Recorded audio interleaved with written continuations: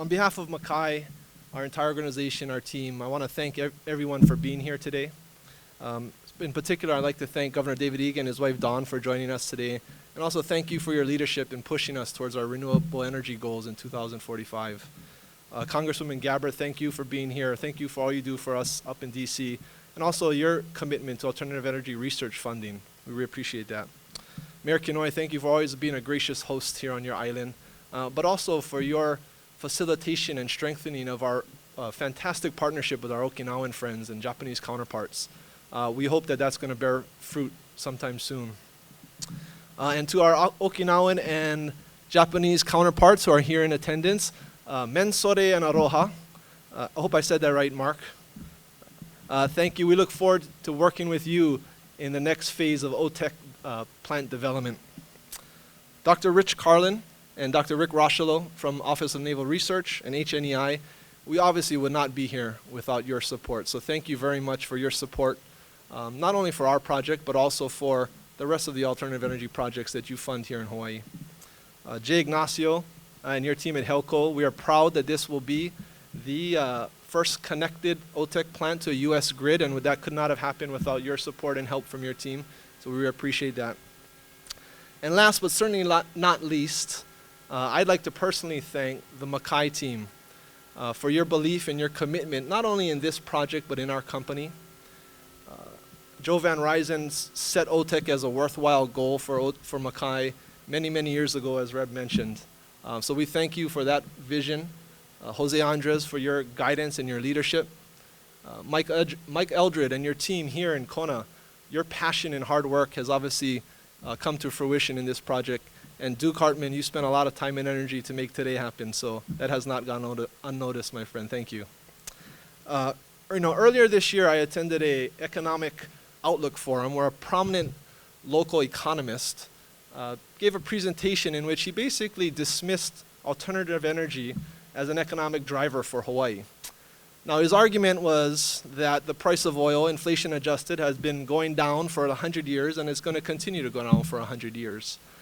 And to punctuate his argument, which I think most of us here may have an issue with, he used OTEC as his punchline. He asked the audience, anyone ever hear of OTEC? And then he kind of scoffed and laughed and said, yeah, like that'll really ever happen. Now, I'm a local boy and I'm a new convert to OTEC, and so my blood started to boil. I kind of said, how's this guy? And I probably didn't even say guy in my mind, but for this speech I'll say guy. And there were 2,000 people in attendance, and it wasn't not necessarily a question and answer period, so I didn't necessarily want to stand up and rebut his claims. But it did make me sit down and think about why not only he has that opinion, but I have met quite a few people, both here in Hawaii, in DC, and elsewhere, that do share some bit of skepticism on OTEC. The reality of it is that it's not a part of our mainstream conversation when it comes to the alternative energy landscape here in Hawaii. And I thought to myself, why is that? And unfortunately, as I've looked back in time over the last 30 years, the truth of the matter is that there's been some really well-intentioned folks who have made some big promises and not necessarily have delivered. Now, I'm a biz dev marketing guy. I'm not an engineer, so I totally get the whole fake it till you make it kind of routine in business sometimes. But unfortunately, that has not worked in OTEC, and it's in fact gave it a black eye potentially in this industry. But Mackay has always been there. From the very first day I started with Mackay, Joe Van Ryzen told me, OTEC is big, right? This potential is huge, but the engineering challenges that must be overcome to build it at scale are significant, and they're going to take time. And that's why I think today is such a major milestone, because this is progress. This is real progress in the development of OTEC. This plant here will do 100 kilowatts. We hope in conjunction with our partners in Japan and Okinawa, we will have a 1 megawatt plant in the next 5 years.